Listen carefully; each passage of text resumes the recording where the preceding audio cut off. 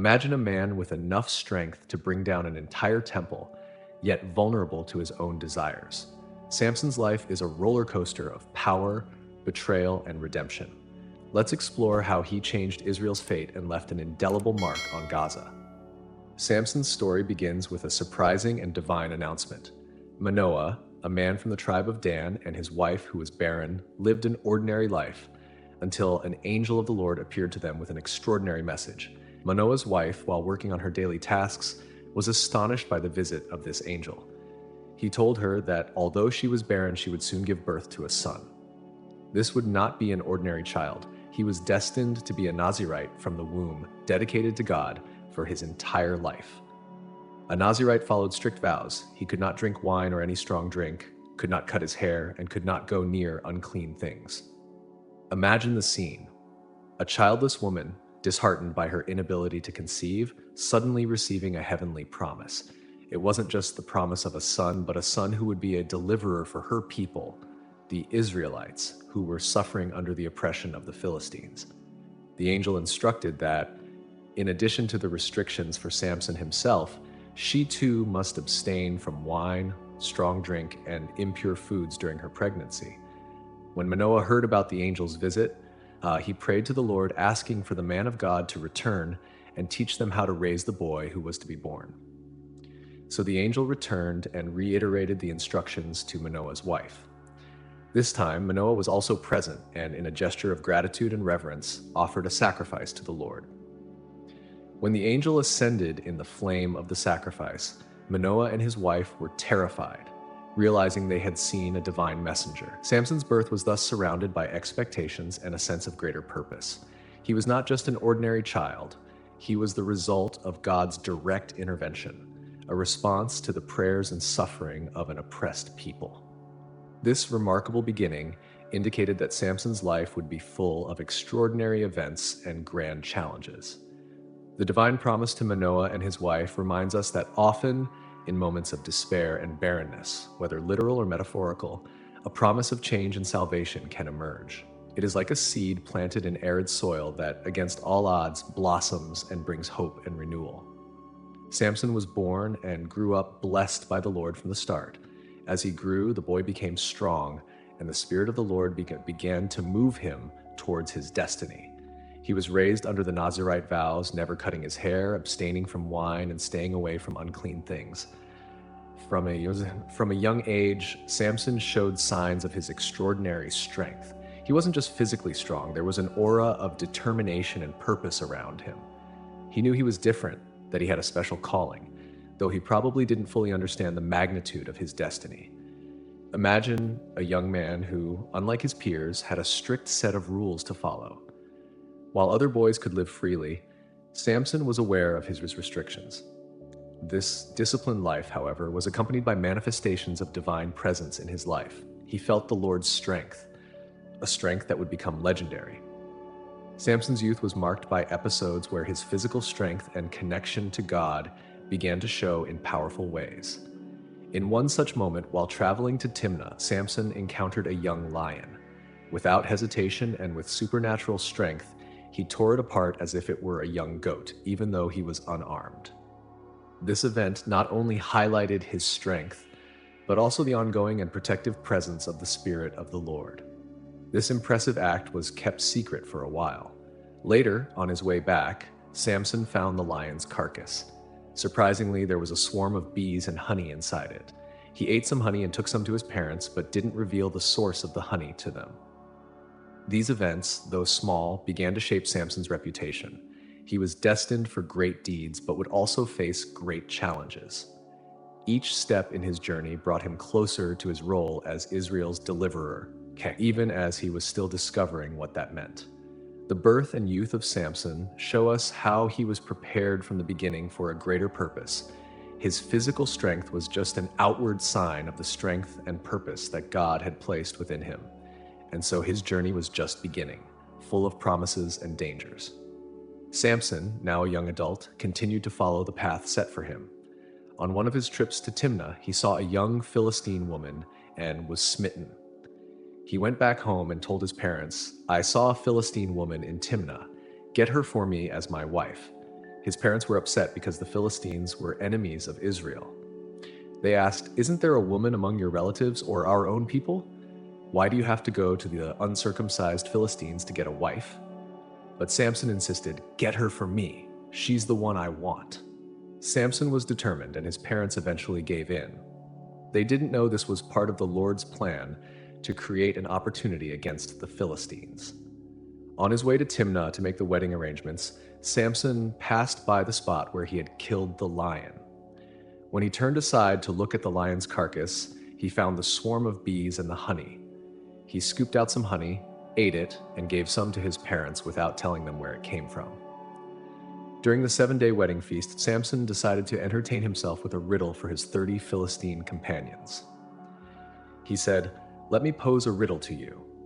If you can give me the answer within the 7 days of the feast, I'll give you 30 linen tunics and 30 sets of clothes. If you can't answer, you'll give me 30 linen tunics and 30 sets of clothes." They agreed to the challenge, and Samson posed the riddle.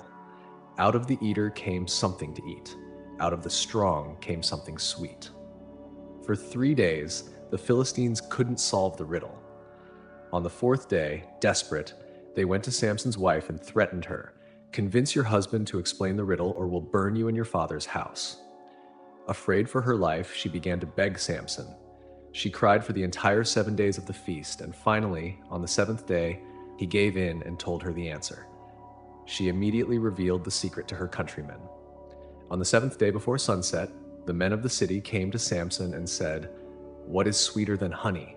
What is stronger than a lion?" Samson realized they had used his wife to betray his secret. Furious, he replied, "If you hadn't plowed with my heifer, you wouldn't have solved my riddle." In a fit of rage, the Spirit of the Lord came upon Samson, and he went down to Ashkelon, killed 30 men, took their clothes, and gave them to those who had solved the riddle. Still angry, he returned to his father's house, leaving his wife behind. And so, anger and betrayal began to shape his relationship with the Philistines, setting the stage for even greater conflicts to come. Samson, still hurt by the betrayal, left his wife and returned to his father's house. After some time, when his anger subsided, he decided to go back to Timnah to visit his wife. He took a young goat as a gift, an attempt to reconcile. When he arrived, he told his father-in-law he wanted to go to his wife's room, but he was stopped. His father-in-law, confused, explained that he thought Samson hated her, so he gave her in marriage to another man, one of his friends. To make up for it, he offered Samson her younger sister, saying she was even more beautiful. This insult and double betrayal fueled Samson's anger even more. Determined to get revenge on the Philistines, he came up with a peculiar plan. Samson caught 300 foxes, tied them in pairs by their tails, and fastened a lit torch between each pair of tails. Then he set the foxes loose in the Philistine fields. The flames quickly spread, burning both the standing grain and the harvested bundles, along with the vineyards and olive groves. The damage was immense, and when the Philistines discovered that Samson was responsible, they realized it was because of how he was treated in Timnah. In retaliation, the Philistines went and burned Samson's wife and her father. When Samson learned of this, he said, "Since you acted like this, I won't stop until I get my revenge on you." He attacked them brutally, causing great destruction and killing many of them. After this attack, Samson retreated to the cave in the rock of Etam. The Philistines, furious and determined to capture him, invaded Judah and camped at Lehi. The men of Judah, worried, asked the Philistines, "Why have you come to fight us?" They replied, "We've come to capture Samson and do to him what he did to us." Fearing for their lives, 3,000 men of Judah went to the cave in the rock of Etam to speak with Samson. They said, Don't you realize the Philistines rule over us? What have you done to us?" Samson replied, "I did to them what they did to me." But the men of Judah insisted, "We've come to tie you up and hand you over to the Philistines." Samson made them swear they wouldn't kill him, and they agreed. So they tied him up with 2 new ropes and took him to Lehi. When the Philistines saw him, they shouted with joy. However, the Spirit of the Lord came upon Samson once again. The ropes on his arms became like charred flax, and the bindings dropped from his hands. He found a fresh donkey jawbone, grabbed it, and with it killed 1,000 men. After the battle, exhausted, he cried out to the Lord, "You have given your servant this great victory. Must I now die of thirst and fall into the hands of the uncircumcised?" God opened up a hollow place in Lehi, and water came out. Samson drank, regained his strength, and named the place En-Hakkore, meaning the spring of the caller. Samson's strength and fury, fueled by betrayal and injustice, continued to be used by God to deliver Israel from the Philistines, even in unexpected and violent ways. Samson, after this latest display of power and divine provision of water, became even more feared by the Philistines. His reputation for invincibility spread, and his life continued to be a mix of brute strength and human vulnerabilities.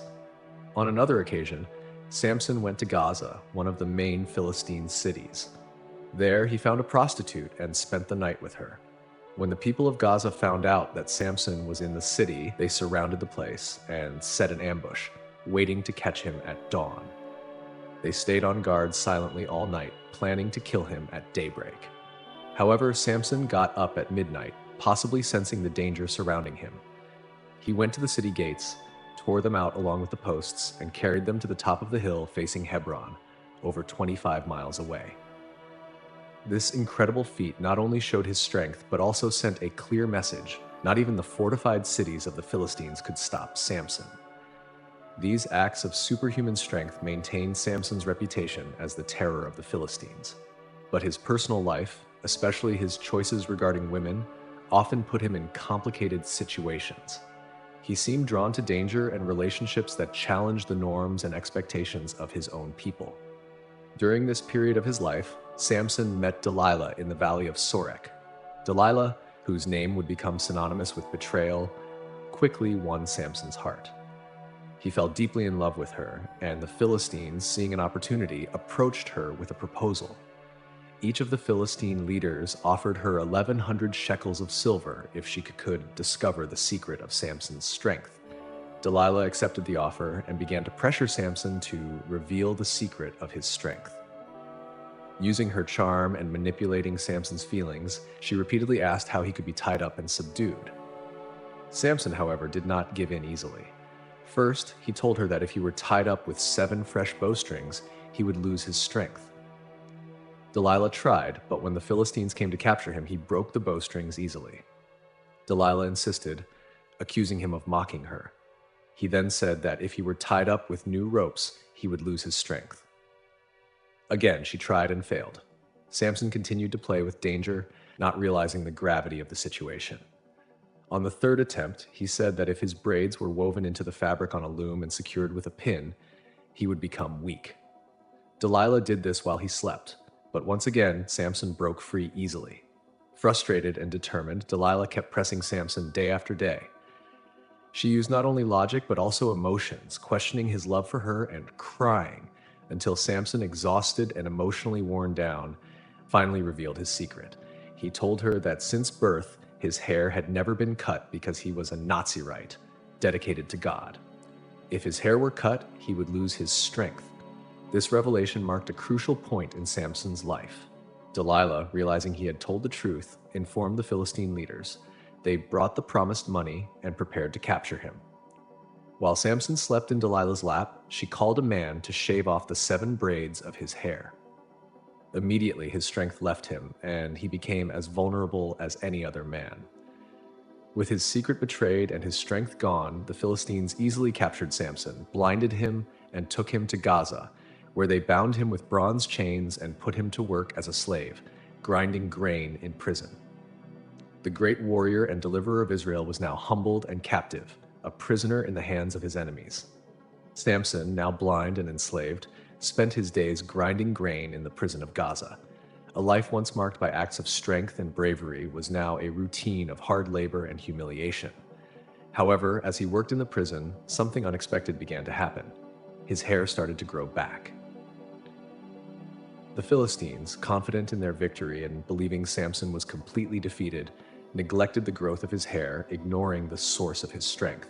Samson's life had hit rock bottom, but he still maintained a connection with God. In his darkness and suffering, he began to reflect on his actions and his mission. Meanwhile, the Philistines celebrated the capture of their greatest enemy. They decided to hold a grand festival in honor of their god Dagon to celebrate their victory over Samson. Thousands of Philistines gathered in the temple of Dagon, including the most important leaders. They decided to bring Samson out of prison to entertain the crowd, exposing his defeat and public humiliation. Samson was brought to the temple, led by a young servant. The crowd laughed and mocked him, rejoicing to see the once powerful warrior now blind and powerless. But Samson, feeling close to the end, asked the servant to guide him to the central pillars that supported the temple so he could lean on them and rest.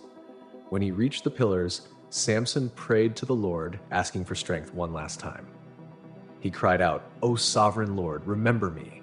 O God, please strengthen me just once more, so that with one blow I may get revenge on the Philistines for my 2 eyes." With a final effort, Samson grasped the pillars with his hands and, summoning all the strength he had left, pushed them with all his might. The temple, filled with people, began to shake. The pillars gave way and the temple collapsed, killing everyone inside, including the Philistine leaders and Samson. In that moment of ultimate sacrifice, Samson killed more Philistines in his death than he had during his entire life. Samson's death was an act of redemption and fulfillment of his destiny. He had been destined to begin delivering Israel from the Philistines, and despite all his mistakes and failures, his mission was accomplished. Samson's body was recovered by his family, who took him back and buried him between Zorah and Eshtaol in the tomb of Manoah, his father. Samson's life, with all its glories and tragedies, serves as a powerful reminder that even in moments of greatest weakness and defeat, there is an opportunity for redemption and fulfilling divine purpose. Samson's story continues to inspire, showing that true strength comes not only from physical power, but from faith and determination to serve the greater purpose that God has for each of us. Despite Samson's tragic end, his story doesn't end with the fall of the temple. The impact of his actions reverberated throughout the region, especially among the Israelites, who saw him as a figure of hope and divine strength. The memory of Samson became a symbol of the ongoing fight against oppression and faith in God's power to use even the most imperfect individuals to accomplish great deeds. The Israelites, inspired by Samson's sacrifice, began to reassess their situation under Philistine rule. His death was not in vain. It sparked a flame of resistance and renewed the determination of the people of Israel. Although Samson wasn't the ultimate deliverer that Israel hoped for, he paved the way for future leaders who would continue the fight for freedom. Samson's story also served as a reminder of the consequences of straying from God's ways. His personal failures, especially his vulnerability with women, and his overconfidence in his own strength showed how human weaknesses can lead to downfall. However, his ability to turn to God in his final moments demonstrates divine mercy and grace, even for those who have gone astray. Samson's legacy influenced Israeli culture and faith for generations. He was remembered in stories told around campfires, in songs, and in prayers. His life and death were powerful testimonies of what can be achieved when trusting in the Lord, but also a warning about the dangers of self-reliance and disobedience. Israeli leaders use Samson's story to inspire people to remain faithful to God and resist temptations that could lead them away from their purpose. Samson became an example of divine strength, but also of repentance and redemption. He showed that despite our failures and mistakes, there is always an opportunity to turn back to God and fulfill the destiny He has for us. Samson, with all his complexities and paradoxes, remains one of the most fascinating figures in the Bible. His life is a mix of triumphs and tragedies, strength and weakness, faith and failings, and in the end, his story is a powerful testimony of God's love and grace, showing that He can use even the most imperfect among us to fulfill His divine purposes. I hope you enjoyed this journey through the life of Samson, a man whose story is full of lessons about faith, strength, and redemption. Samson's story teaches us that despite our failures and weaknesses, we can always find grace and strength in God to fulfill our purpose. If you liked this video and want to keep exploring other inspiring and meaningful stories, subscribe to our channel. Don't forget to like this video and leave your comments below. We want to know what you thought about Samson's story and what other stories you'd like to see here. Your participation is essential for us to keep bringing quality content. So turn on notifications so you don't miss any of our upcoming videos. Thank you for watching, and see you next time.